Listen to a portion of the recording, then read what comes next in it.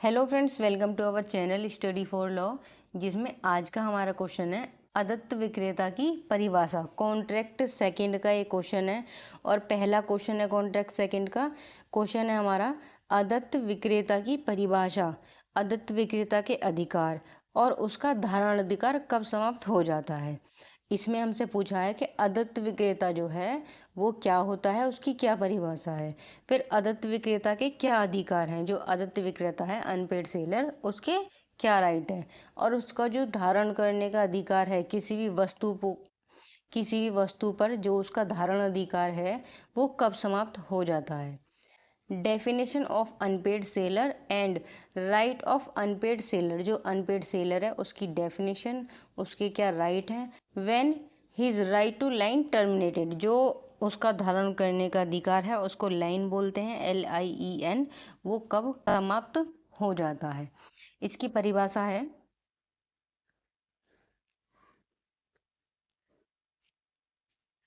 भारतीय विक्रय वस्तु अधिनियम 1930, सेल ऑफ गुड्स एक्ट।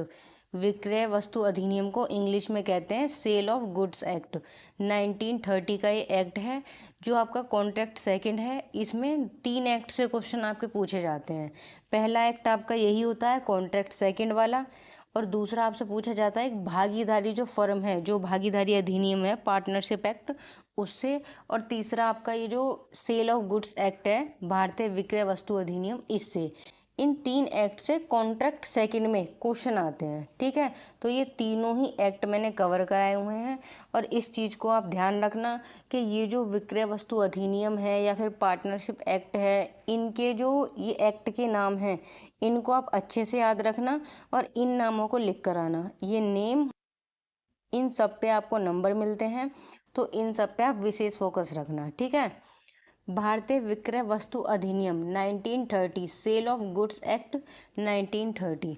अगर आप हिंदी मीडियम से हैं और आपको ये हिंदी में नाम याद नहीं हो रहा है, इंग्लिश में आपको नाम याद है, तो आप इंग्लिश में भी वहाँ पे लिख सकते हैं। सेल ऑफ गुड्स एक्ट की धारा 45(1) में अदत्त विक्रेता को परिभाषित किया गया है, जिसके अंतर्गत धारा 45(1) के अनुसार यदि कोई विक्रेता है, विक्रेता कहते हैं किसी भी वस्तु को बेचने वाला, और क्रेता कहते हैं किसी भी वस्तु को खरीदने वाला, खरीदार, ठीक है।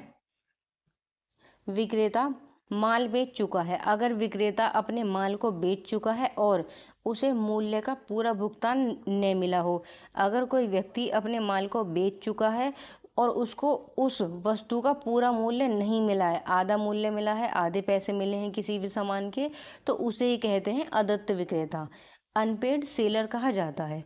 बहुत इजी पेपर है, मतलब जो भी मैं आपको क्वेश्चन करा रही हूँ बहुत इजी लैंग्वेज में क्वेश्चन कराऊंगी, बस आपको ये याद करने हैं, आपको ये समझने हैं, जो इसकी मेन चीज़ें हैं उनको याद रखना है, और आप पेपर को बहुत अच्छे से कर पाओगे।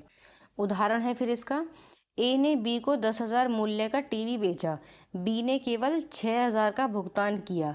जो ए है उसने बी को 10,000 रुपये का टीवी बेचा था, लेकिन उसने उसको 6,000 ही दिए। 10 के कितने दिए? 6,000, तो 4,000 उसके रोक लिए, और शेष 4,000 नहीं चुकाया। चूँकि ए ने पूरा भुगतान नहीं किया, मतलब ए को पूरा भुगतान नहीं मिला, इसलिए ए एक अदत्त विक्रेता, अनपेड सेलर कहलाएगा, क्योंकि उसको आधे पैसे मिले हैं उस वस्तु के, तो वो कहलाएगा अनपेड सेलर, अदत्त विक्रेता। और उसे विक्रय वस्तु अधिनियम 1930 की धारा 45 के तहत विशेष अधिकार प्राप्त होंगे, जैसे माल पर रोक। अगर उसको माल के पूरे पैसे नहीं मिलते हैं तो वो माल को रोक सकता है, जो भी वस्तु है उसको वो देने से रोक सकता है। लेन माल का पुनर्विक्रय आदि, या फिर जो उसका धारण करने का अधिकार है, दूसरा व्यक्ति जो उसको धारण करेगा वो उसको भी रोक सकता है और पुनर्विक्रय आदि कर सकता है। अगर उसका मूल्य का भुगतान पूरा नहीं मिलेगा तो वो उसको रीसेल कर सकता है किसी अन्य व्यक्ति को, ठीक है। आगे देखते हैं, अदत्त विक्रेता के अधिकार, राइट टू अनपेड सेलर। जो अदत्त विक्रेता है उसके क्या अधिकार हैं? जब किसी विक्रेता को वस्तु का पूरा मूल्य प्राप्त नहीं है, अगर किसी व्यक्ति को किसी भी वस्तु का पूरा मूल्य प्राप्त नहीं हुआ है तो वह अदत्त विक्रेता कहलाता है। सेल ऑफ गुड्स एक्ट 1930 जो विक्रय वस्तु अधिनियम है 1930 का, उसकी धारा 45 ऐसे विक्रेता को कुछ विशेष कानूनी अधिकार प्राप्त होते हैं जो 2 भागों में बांटे जा सकते हैं। 2 भागों में ये अधिकार बांटे गए हैं। वस्तु के संबंध में अधिकार। पहला, जो वस्तु के संबंध में अधिकार प्राप्त होते हैं वो 2 प्रकार हैं। वस्तु पर रोक का अधिकार, जो भी वस्तु उसने बेची है अगर उसको पैसे नहीं मिले हैं तो वो उस वस्तु को देने से रोक सकता है। सेक्शन 47, 47 और 49 में ये बताया हुआ है।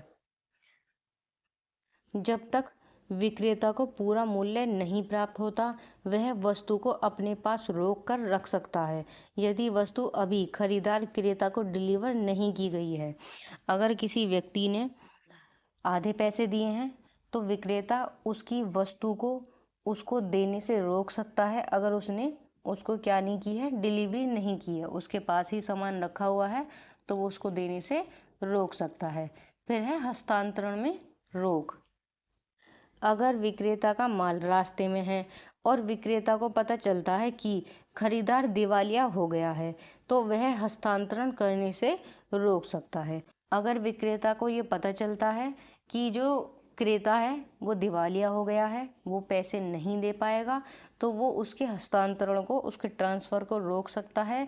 ये बताया हुआ है सेक्शन 50 और 52 में। फिर इसका एक उदाहरण है, ए ने क्रेता को माल भेजा लेकिन बी क्रेता दिवालिया हो गया तो ए विक्रेता ट्रांसपोर्ट एजेंसी को कहकर माल रोक सकता है। ठीक है, आगे देखते हैं। अदत्त विक्रेता के अधिकार में तीसरा अधिकार है वस्तु को पुनर्विक्रय का अधिकार। ये बताया हुआ है धारा सेक्शन 54 में। यदि खरीदार माल का भुगतान करने में असफल रहता है तो अदत्त विक्रेता उस वस्तु को किसी अन्य व्यक्ति को दोबारा बेच सकता है। अदत्त विक्रेता के पास ये अधिकार होता है कि अगर उसकी वस्तु का उसे पूरा मूल्य नहीं मिला है तो वो उसको किसी और को सेल कर सकता है। फिर है खरीदार के विरुद्ध अधिकार। जो विक्रेता को खरीदार के विरुद्ध अधिकार हैं वो, पहले तो अधिकार थे विक्रेता के, अदत्त विक्रेता के, अब है खरीदार के विरुद्ध जो अधिकार है। मूल्य की वसूली का अधिकार, धारा 55 में इसको बताया हुआ है 55। यदि विक्रेता द्वारा माल को खरीदार को डिलीवर कर दिया गया है लेकिन भुगतान नहीं हुआ है तो विक्रेता अदालत में मूल्य की वसूली के लिए मुकदमा कर सकता है। अगर माल भेज दिया गया है और उसको भुगतान नहीं हुआ है तो वो कोर्ट जा सकता है उसके पैसे प्राप्त करने के लिए। फिर है वस्तु के हट जाने का दावा। जो वस्तु है उसके हट जाने का दावा भी किया जा सकता है। यह है धारा 56 में। यदि खरीदार माल स्वीकार करने से इनकार करता है तो वह विक्रेता, जो अदत्त विक्रेता है, वो हट जाने के लिए मुकदमा कर सकता है। अगर किसी ने कुछ ऑर्डर किया, ठीक है, मतलब बड़े स्तर पे कुछ सामान मंगाया और उसने सामान भेज दिया, सामान भेजने के बाद जो खरीदार है उसने सामान लेने से इनकार किया तो जो भी उसका खर्चा होगा उसको लाने का, उसको ले जाने का, उसको खरीदने का, अगर उसने वो वस्तु उसके पास नहीं थी, उसने कहीं और से खरीद के भिजवाई है, तो उन सब का जो हर्जाना जाना है, जो सब पे पैसा खर्च हुआ है, उसको वो उससे मांग सकता है। ठीक है, ये जो अदत्त विक्रेता वाला क्वेश्चन है इसमें आपसे एग्जाम में कुछ भी पूछा जाए कि अदत्त विक्रेता के क्या अधिकार हैं या फिर उसकी क्या परिभाषा है, उसके क्या प्रकार हैं, या फिर उसके धारण अधिकार कब ख़त्म होते हैं, कुछ भी आ जाए लॉन्ग में, इसी क्वेश्चन को पूरा का पूरा ऐसे ही लिखे आना, सारे सेक्शन याद रखना। ठीक है, फिर है धारण अधिकार कब समाप्त होता है। जो विक्रेता है उसका जो धारण करने का अधिकार है किसी वस्तु को, वो कब समाप्त होता है। हमने पढ़ा अदत्त विक्रेता की परिभाषा पढ़ी, अदत्त विक्रेता के अधिकार पढ़े, और अब है अदत्त विक्रेता का जो धारण अधिकार है वो कब समाप्त हो जाता है। धारण अधिकार का अर्थ है कि अदत्त विक्रेता को तब तक वस्तु अपने पास रोक कर रखने का अधिकार होता है जब तक उसे वस्तु का पूरा मूल्य प्राप्त न हो जाए। लेकिन यह अधिकार हमेशा के लिए नहीं होता, कुछ परिस्थितियों में यह समाप्त टर्मिनेट हो जाता है। यह प्रावधान विक्रय वस्तु अधिनियम की धारा 49 में दिया गया है। ये जो अदत्त विक्रेता के अधिकार हैं, धारण करने के अधिकार, इसमें कहा गया है कि जब अदत्त विक्रेता को उसकी वस्तु का पूरा मूल्य प्राप्त हो जाएगा तब उसका जो अधिकार है वो खत्म हो जाएगा, और ये बताया हुआ है धारा 49 में। ठीक है, इसके बाद है धारण करने का जो अधिकार है वो कब समाप्त हो जाता है। सेक्शन 49 में ये बताया हुआ है जो धारण करने का अधिकार है वो किन परिस्थितियों में समाप्त होता है। पहली परिस्थिति है जब वस्तु का कब्जा खरीदार को सौंप दिया जाए।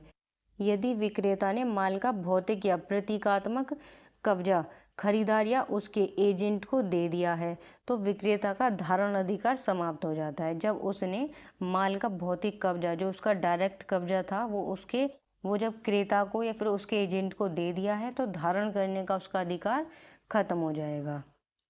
या फिर जब विक्रेता ने वस्तु को ट्रांसपोर्ट के लिए डिलीवरी दे दी हो। अगर विक्रेता ने माल को परिवहन के लिए कुरियर, रेलवे या ट्रांसपोर्ट एजेंसी को सौंप दिया है तो उसके धारण करने का जो अधिकार है वो खत्म हो जाएगा। फिर आगे देखते हैं। फिर इसका तीसरा पॉइंट है जब विक्रेता ने वस्तु को बिना शर्त खरीदार को बेच दी हो या डिलीवरी दे दी हो। अगर किसी विक्रेता ने किसी माल को बेचा है और उसमें कोई शर्त नहीं है पैसे लेने की या फिर कोई भी शर्त नहीं है तो वो जो उसका धारण करने का अधिकार है वहाँ समाप्त हो जाता है। अगर माल की डिलीवरी बिना किसी शर्त के, यानी कि उसमें कोई कंडीशन नहीं है कि वो पैसे दे या ना दे, की गई हो, जैसे कि भुगतान की शर्त न हो, उसमें शर्त ही नहीं है कि आप पेमेंट करोगे या नहीं करोगे, तो धारण करने का जो अधिकार है वो खुद ही समाप्त हो जाता है। ठीक है, फिर इसके बाद है इसका निष्कर्ष। अदत्त विक्रेता वह होता है जिसे माल बेचने के बाद उसका पूरा मूल्य प्राप्त नहीं होता।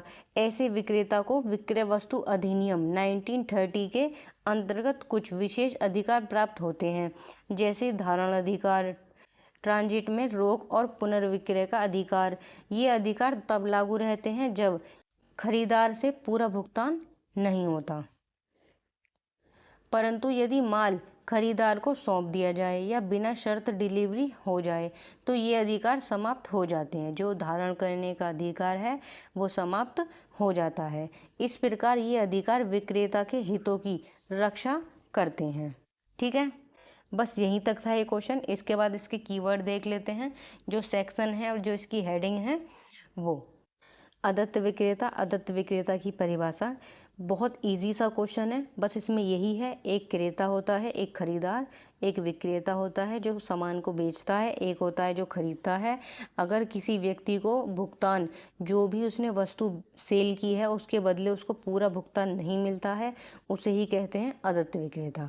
बस आपको इसकी हेडिंग पे ध्यान रखना है और जो इसके सेक्शन हैं उनको याद रखना है। ठीक है, भारतीय विक्रय वस्तु अधिनियम 1930 जो सेल ऑफ गुड्स एक्ट है, इसकी धारा 45 में अदत्त विक्रेता की परिभाषा दी हुई है, जिसमें सिंपली सिर्फ दो ही बातें बोली गई हैं कि अगर कोई व्यक्ति माल बेच चुका है और उसको माल का पूरा भुगतान नहीं मिला है तो उसे ही अदत्त विक्रेता कहते हैं। ठीक है, फिर इसमें एक उदाहरण है, ए ने बी से टीवी खरीदा जिसमें कि उसने 6,000 रुपये उसको दिए थे, 4,000 रुपये रोक लिए थे, तो इसे ही अदत्त विक्रेता कहा गया।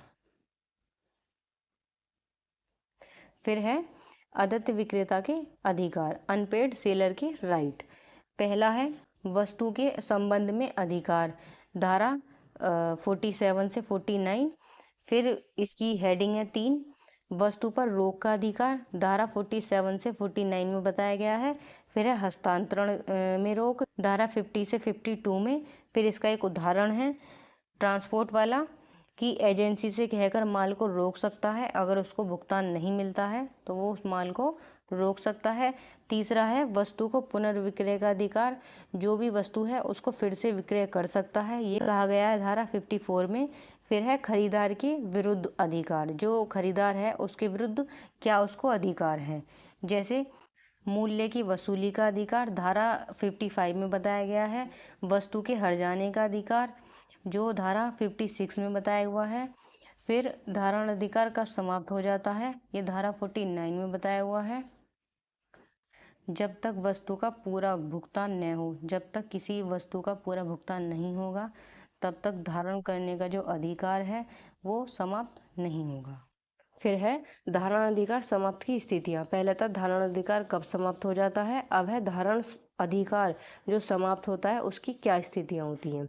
जब वस्तु का कब्जा खरीदार को सौंप दिया जाए, या फिर जब विक्रेता वस्तु को ट्रांसपोर्ट के लिए डिलीवरी दे देता है, या जब वस्तु को बिना शर्त खरीदार को बेच दी हो या डिलीवरी दे दी हो। फिर है इसके बाद इसका निष्कर्ष। ठीक है।